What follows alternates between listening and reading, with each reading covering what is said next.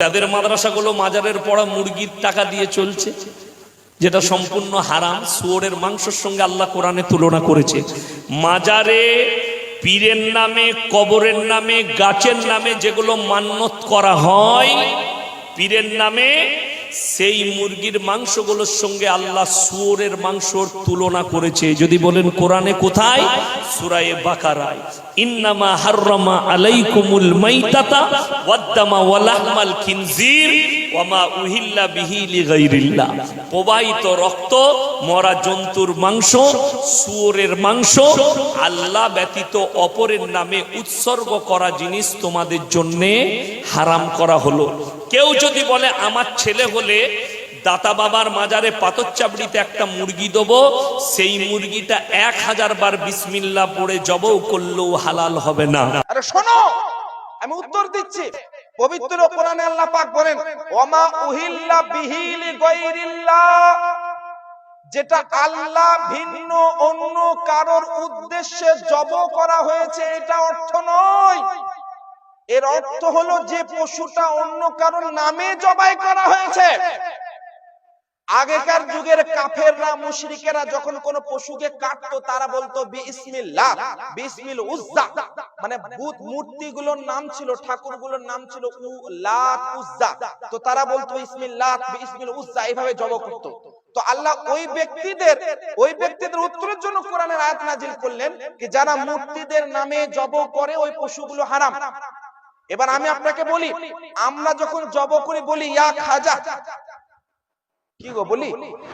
ইয়া দাতা বলি, ইয়া মাখমুমা শরীফ সুন্নানি বলি। তাহলে আমরা কি বলি? বিসমিল্লাহি আল্লাহু আকবার। আর পেশ করি মাজার শরীফে।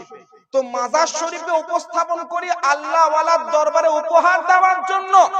আল্লাহ ওয়ালার নামে জবাই করি না, আল্লাহ ওয়ালাকে উপহার দেওয়ার উদ্দেশ্যে জবাই করি।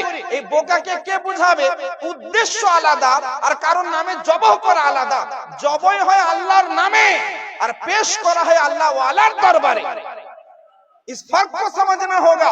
अरे बेवकूफ, यहाँ अल्लाह वाले की बारगाह में तोहफा पेश करते हैं, लेकिन नामे खुदा से ज़बाह करते हैं। এটা জানতে হবে। আমি আরেকটি দলিল দিই, এই ব্যক্তিকে কি বলবেন? তাহলে বুখারী শরীফের হাদিস পেশ করছেন, মুসনাদে আহমদ ইবনে হাম্বল এবং মাজমাউজ যাওয়ায়েদ, এছাড়াও একাধিক হাদিসের গ্রন্থ, 50 খানা হাদিসের কিতাবের আমি উদ্ধৃতি দিতে পারি। সব কিতাবের মধ্যে হাদিস খানা লেখা আছে, যখন আল্লাহ রাসূল সাল্লাল্লাহু আলাইহি সাল্লাম কুরবানির দিনে কুরবানি পশুকে জবাই করলেন, কি দোয়া পড়েছিলেন জানেন?